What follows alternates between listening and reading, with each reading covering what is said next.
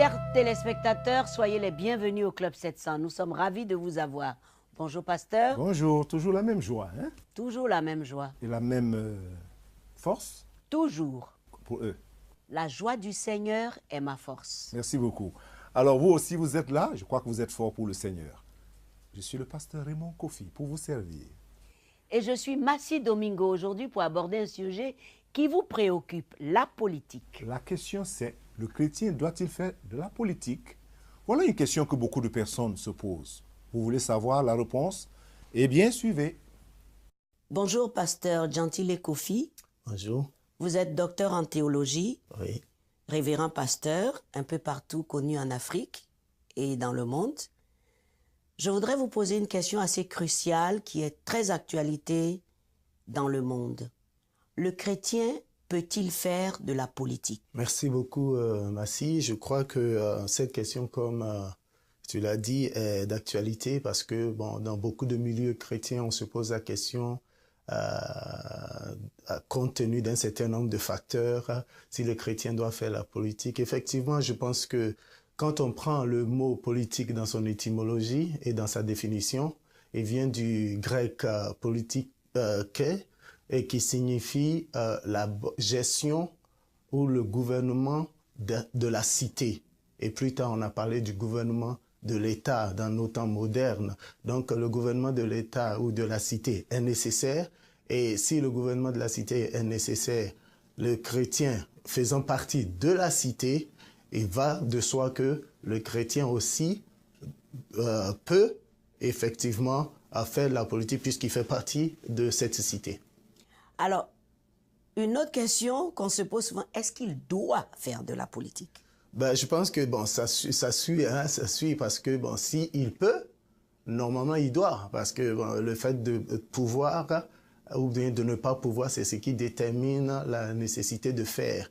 Mais effectivement, je pense que le chrétien doit faire la politique parce que le chrétien, si on le prend dans sa définition ou bien dans sa personnalité attribuée par le Seigneur lui-même, étant la lumière du monde, cette lumière a normalement besoin d'être éclairée ou bien d'éclairer. Et donc, je pense qu'il doit le faire parce que c'est un mandat divin.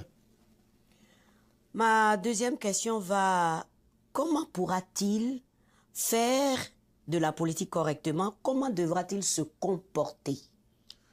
C'est là tout le problème. Parce que par rapport même à la notion de pouvoir et devoir, je pense qu'en général, à part quelques sceptiques, on se rend compte qu'il le faut dans un certain sens parce que bibliquement, il y a des exemples. C'est parce que dans nos temps modernes, on parle de président ou bien de ministre ou de machin, premier ministre, mais dans les anciens temps, on parlait de conseillers, on parlait de prophètes, on parlait même de rois. Donc,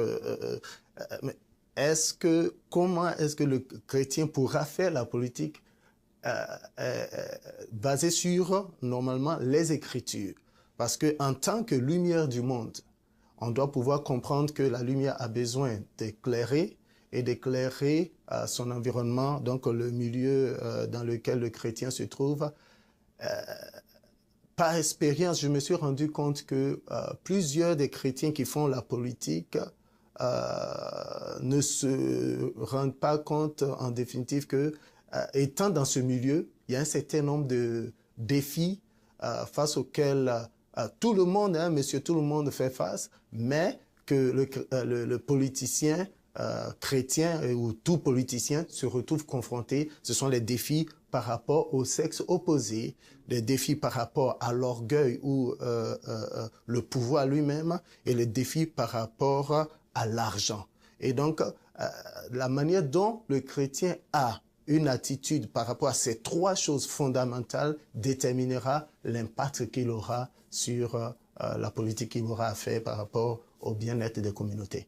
Donc, vous voulez dire qu'il devrait avoir un comportement en fonction de la parole de Dieu? Absolument, parce que la parole de Dieu nous fait savoir en clair que ces trois défis majeurs qui sont le sexe opposé, l'orgueil ou le pouvoir et l'amour pour l'argent, la Bible les met clairement au-dessus par rapport à toute autre chose, parce que de ces trois choses principales-là, tous les autres péchés sont attachés. Et donc, par rapport à cela, il est important que le chrétien doit savoir avoir la bonne attitude, les bons motifs. Et pour cela, je dis que il est important que le chrétien sache que par rapport à un appel, parce qu'en général, on n'entre pas en politique comme dans tout milieu de travail, comme ça, hein, du jour au lendemain. On entre en politique parce qu'on considère, comme la Bible dit dans le livre de Éphésiens chapitre 1, que l'apôtre Paul priait pour les Éphésiens. Il dit, je prie pour que Dieu vous donne l'esprit de révélation et de sagesse, afin que les yeux de vos cœurs soient illuminés, que vous puissiez savoir l'espérance de son appel. Donc, tout boulot que nous faisons, tout travail que nous faisons est une mission qui nous est assignée, que ce soit en politique, que ce soit en journalisme, que ce soit pour la médecine, c'est un appel. Et si on comprend cela comme ça, et que à côté de cet appel, parce que beaucoup sont appelés, naturellement, ils se sont rendus compte, mais ils ont échoué tout simplement parce qu'ils n'ont pas su créer le cadre approprié pour pouvoir fonctionner correctement. Parce que, par expérience, on s'est rendu compte que dans l'exercice du pouvoir politique, il y a des gens qui se sont corrompus. Et donc, par rapport à cela, quelles sont les dispositions à prendre pour que cela n'arrive pas? Il faut naturellement être suffisamment sincère dans le cœur par rapport à ce que le Seigneur nous a appelés pour faire, se limiter à cela. Et deuxièmement, il faut savoir avoir l'humilité de reconnaître d'autres personnes autour de nous qui pourront parler dans nos vies, qui pourront attirer notre attention, parce que nul n'est infaillible. Donc par rapport à cela, il faut que celui qui veut entrer en politique, comme qui veut faire n'importe quel emploi, se rende compte que c'est l'exemple de Jésus. Jésus s'est fait entourer d'un certain nombre d'amis avec qui il a fait son ministère terrestre. Et il a conseillé à ses apôtres, et donc à nous aujourd'hui, que si nous voulons être efficaces, travaillons dans le cadre des petits groupes, des gens avec qui nous sommes totalement sincères, qui peuvent attirer notre attention quand ils constatent que nous allons dans un côté ou l'autre qui n'est pas bien. Et à partir de ce moment-là, je suis convaincu qu'on pourra avoir de bons résultats. Ce qui veut dire en clair que celui qui entre en politique doit être vraiment ancré dans la parole de Dieu. Absolument. Obéir à la parole de Dieu et puis s'entourer des chrétiens consacrés. Absolument. Parce que c'est biblique encore une fois, c'est-à-dire quand on voit le roi David opérer, David n'a pas pu être celui qu'il est devenu sans l'influence de Samuel. Et plus tard, à la mort de Samuel, David n'a pas pu opérer sans l'influence de Nathan. Et on peut citer les exemples, Ézéchias avec les prophètes de son époque. Dans le Nouveau Testament, on parle des leaders. Dans le livre de Galates, l'apôtre Paul parle de ce qu'il apportait la parole discrètement à des personnes élevées en dignité. Et donc, toutes ces choses-là nous prouvent que, dans tous les cas, la politique doit être pratiquée, mais elle doit être pratiquée autrement, comme tu l'as dit. Très bien. Alors, je voudrais parler maintenant à l'homme de Dieu qui va donner un message d'espoir, parce que les populations africaines ont beaucoup souffert depuis des décennies et continuent de souffrir. Est-ce qu'il y a un espoir pour ce continent, un espoir pour cette population qui souffre depuis longtemps à cause de certains leaders qui ne sont pas dans cette honnêteté, qui ne sont pas dans cette droiture et qui ne voient que leur poche la plupart du temps ou leurs propres intérêts? Alors, selon la parole de Dieu, quel message d'espoir? Ben écoutez, la parole de Dieu nous a déjà avertis. La seule difficulté, c'est que entre ce que Dieu dit et ce que nous croyons ou bien ce que nous espérons voir, c'est généralement ne va pas ensemble. Dieu nous avait dit que les derniers temps seront des temps difficiles.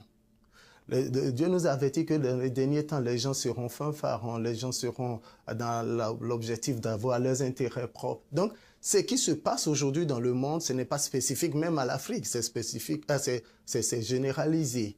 Mais bon, naturellement, on se focalise principalement sur l'Afrique, parlant du fait que Dieu nous avait déjà avertis. Donc, ce qui se passe comme difficulté n'est que l'accomplissement des prophéties annoncées depuis longtemps. Mais maintenant, dans cet environnement, où est-ce que nous pouvons trouver l'espoir, comme la question est posée? L'espoir, nous pouvons le trouver dans ses promesses et dans sa parole. Dieu a dit que vous serez persécutés, mais ne vous en faites pas parce que j'ai vaincu le monde. Donc, dans cette grisaille de difficultés, de problèmes et tout cela, quand on se confie dans la parole, qu'on prend la parole comme fondement, il n'y a pas plus solide fondement que la parole.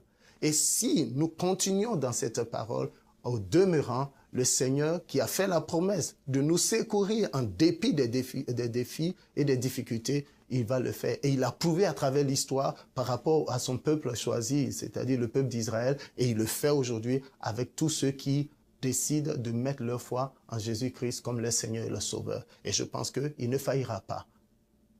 Dites-moi, qu'est-ce que l'Africain doit faire pour sa part sur le plan économique? Je crois que la difficulté aujourd'hui, c'est que pour beaucoup de milieux chrétiens africains, les gens se limitent quand ils sont véritablement poussés par la volonté de changer, d'agir à des discours purement spirituels. Et puis, bon, ben, on est pratiquement à la limite détaché de la réalité.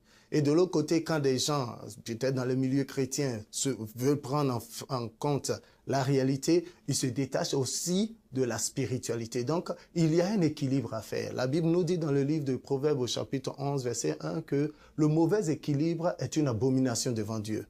Il est important que le chrétien africain sache équilibrer. C'est l'œuvre avec l'esprit. C'est l'acte avec la puissance. C'est les deux qui vont ensemble. La connaissance de la parole, les jeûnes, les prières, tout ça, c'est une partie, mais à côté de cela, il faut que l'Africain apprenne à travailler et à travailler dur, savoir faire des sacrifices, savoir avoir une vision claire par rapport à ce que nous voulons que Dieu fasse pour ce continent. Dieu a des grands plans. Les prophéties ont annoncé des très belles choses, mais quand est-ce que nous allons voir cela s'accomplir dépend de notre capacité à nous soumettre et à œuvrer pour l'accomplissement de ces choses. Et je pense que nous pourrons l'atteindre beaucoup plus rapidement si nous sommes prêts à faire ce sacrifice. C'est-à-dire travailler. Travailler. Merci beaucoup. Merci beaucoup, docteur. Dites-moi merci encore. Et juste devant la caméra, dites juste devant la caméra, dites une parole d'espoir. Ben écoutez, je crois que je parlais tout à l'heure de prophétie. Je crois que à part ce que le Seigneur Jésus-Christ lui-même il a annoncé dans les Saintes Écritures et nous dit par rapport aux derniers temps, par rapport aux difficultés du monde, il dit dans Jean chapitre 14 verset 1 que votre cœur ne se trouble point.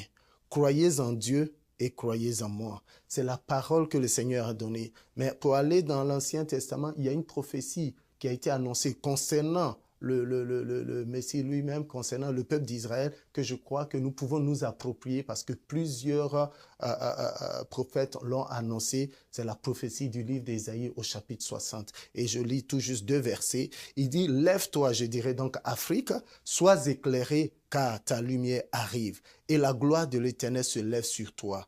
Voici, les ténèbres couvrent la terre et l'obscurité les peuples, mais sur toi, Afrique, l'Éternel se lève, sur toi, sa gloire apparaît. Afrique, lève-toi, parce que la gloire de l'Éternel apparaît sur toi et tu ne seras pas la risée des peuples, tu seras la gloire des peuples.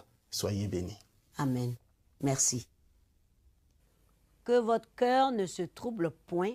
Croyez en Dieu et croyez en moi, c'est-à-dire Jésus. Oui, merci. Pasteur, La politique. on a compris, on a écouté ce que l'homme de Dieu a dit.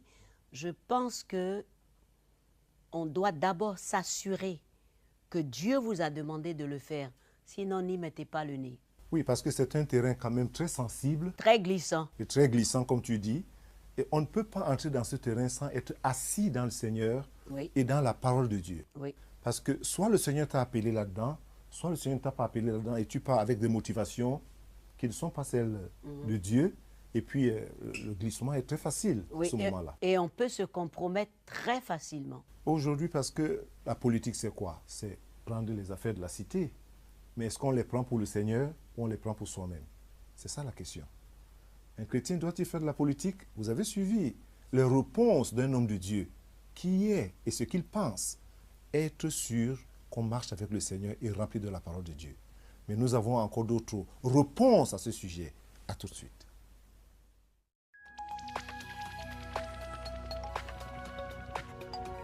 Si vous avez des questions spirituelles, des besoins de prière ou même si vous avez besoin de conseils, n'hésitez pas à nous contacter aujourd'hui à cette adresse ou au numéro suivant.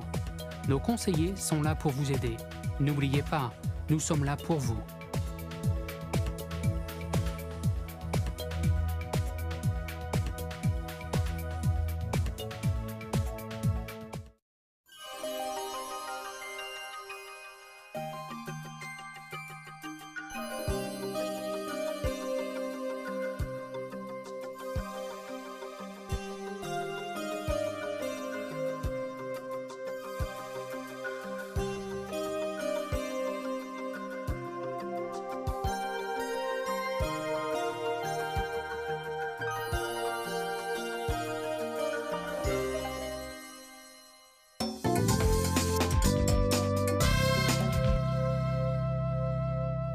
Bienvenue de nouveau au Club 700.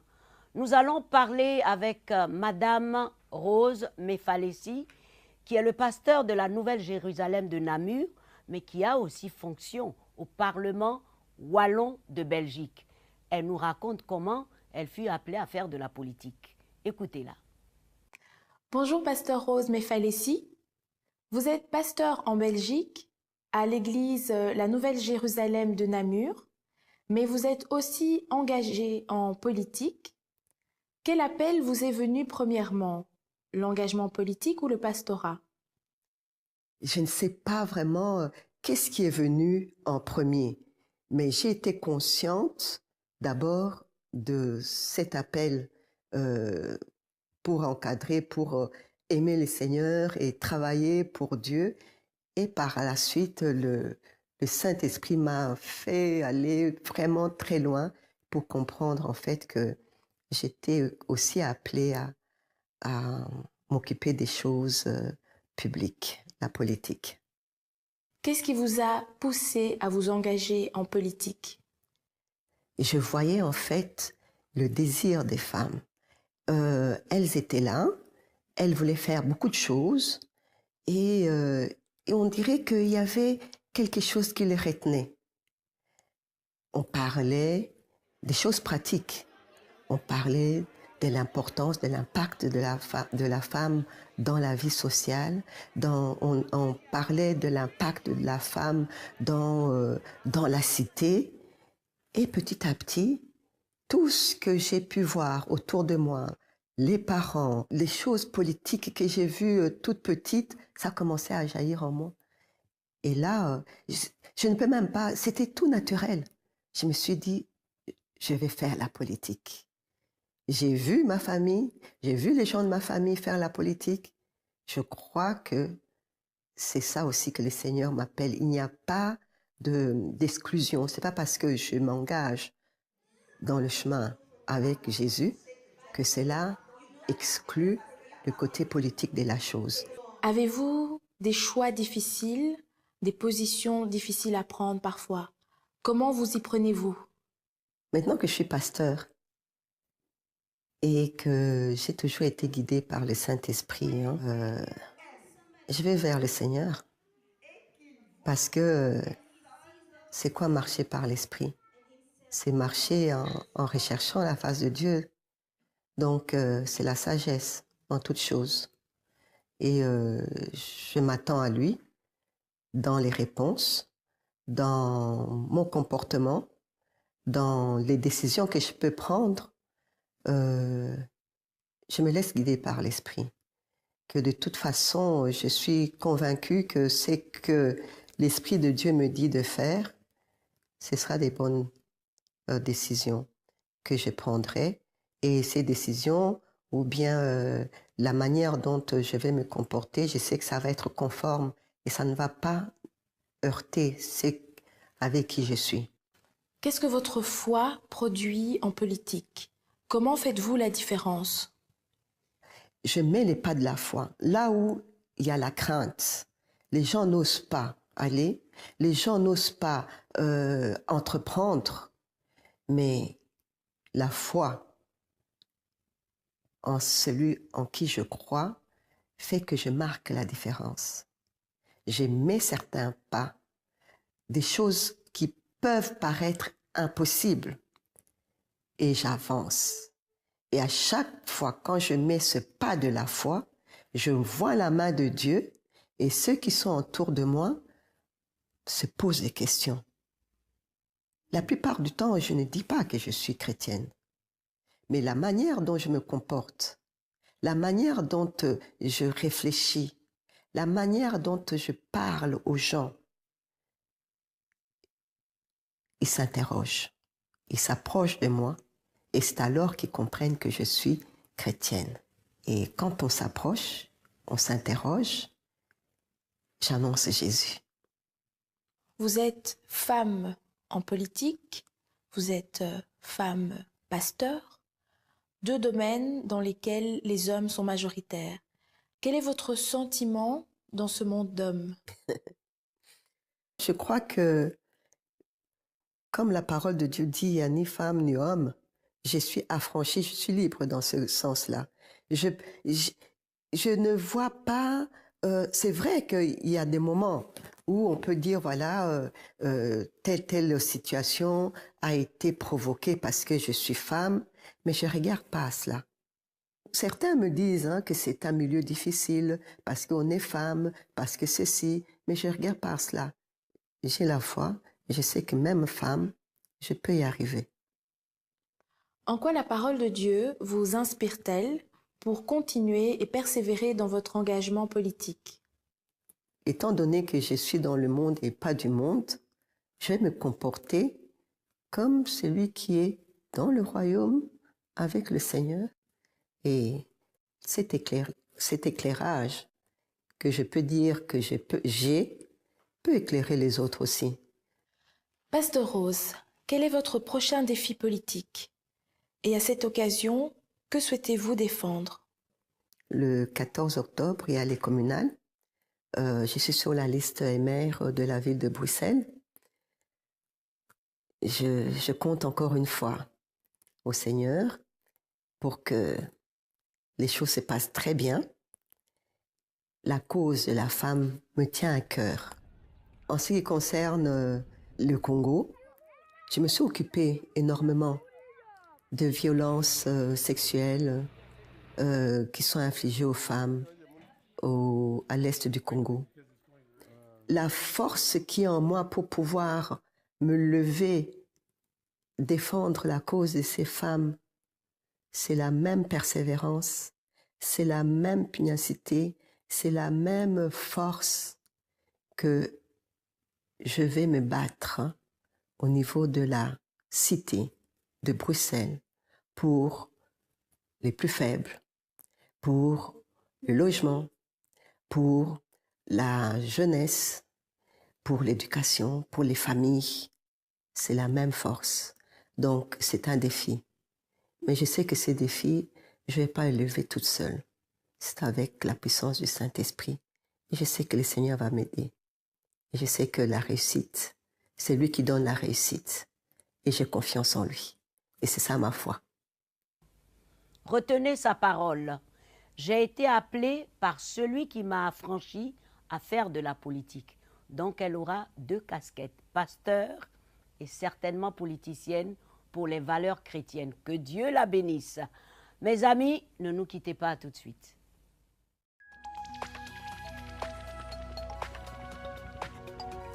Si vous avez des questions spirituelles, des besoins de prière ou même si vous avez besoin de conseils, n'hésitez pas à nous contacter aujourd'hui à cette adresse ou au numéro suivant. Nos conseillers sont là pour vous aider. N'oubliez pas, nous sommes là pour vous.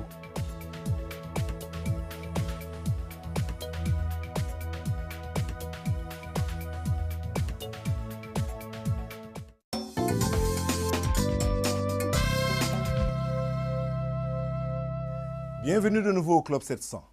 Lorsqu'on parle de la politique, j'aime bien cette parole qui est écrite dans Ecclésiaste, le chapitre 10, qui dit « Malheur à toi, pays dont le roi est un enfant, et dont les princes mangent tôt le matin. Heureux, toi, pays dont le roi est de race illustre, et dont les princes mangent au temps convenable, pour fortifier leurs forces. » Ça, cette parole me touche toujours. Lorsque je réfléchis sur toute cette affaire de la politique, je me dis, ce que la Bible dit a trait à deux choses. Lorsque la Bible dit « Malheur à toi, pays dont le roi est un enfant », ce n'est pas une question d'âge, c'est une question de l'immaturité, une certaine attitude de cœur. Lorsqu'on a appelé à gérer les affaires des hommes dans une cité, faire attention. Nous l'avons dit au début, faire de la politique est un terrain très sensible et très glissant. Lorsqu'on n'est pas assis dans la parole de Dieu, on peut facilement glisser. Et la Bible dit encore, « Heureux, toi, pays dont le roi est de race illustre. » Et quel est ce pays dont le roi est illustre? Ça ne peut être que le ciel, le royaume de Dieu, ceux qui connaissent le Seigneur, qui ont la crainte de Dieu. Parce que celui qui craint Dieu sait aussi comment gérer les affaires dont Dieu lui donne. Il y a une question très importante. Lorsqu'on veut faire quelque chose dans la vie, la Bible dit, tout ce que vous faites, faites-le comme pour le Seigneur. C'est très important. Peut-être tu ne fais pas de la politique, mais il y a une politique que tu fais. Elle est peut-être intérieure, elle est dans ta maison, elle est dans ton église, elle est dans ton lieu de travail. Comment tu gères les choses? C'est ça la question. Est-ce que c'est pour que le Seigneur soit glorifié? Est-ce que c'est contre le Seigneur ou c'est pour le Seigneur? Est-ce que ça glorifie le nom de Dieu ou alors ça porte plutôt un préjudice au nom du Seigneur? Ça, c'est la question. Heureux, toi dont le pays est de race illustre. Oui, ce pays est heureux parce que cet homme craint Dieu. Cette famille est heureuse parce que le chef de la famille craint Dieu. Cette famille est heureuse parce que la mère de la famille craint Dieu. Sois béni si toi aussi tu t'engages à cette crainte de Dieu. C'est ça qui gère les hommes. Sois béni. Merci. Merci. La crainte de Dieu, Ouais, c'est le plus important. Tout à fait. Et c'est le commencement. La Bible dit, ceux qui le craignent sont ses amis. Tout à fait. L'amitié de Dieu est pour ceux qui le craignent. Mes amis, l'émission est terminée. Soyez bénis. Visitez notre site, leclub700.tv. Allez sur Facebook et réécoutez les messages. Et soyez fortifiés. À très bientôt. Au revoir, pasteur. Au revoir, merci. C'est un plaisir. Tout à Et fait. vous aussi, soyez encouragés et bénis. Au revoir.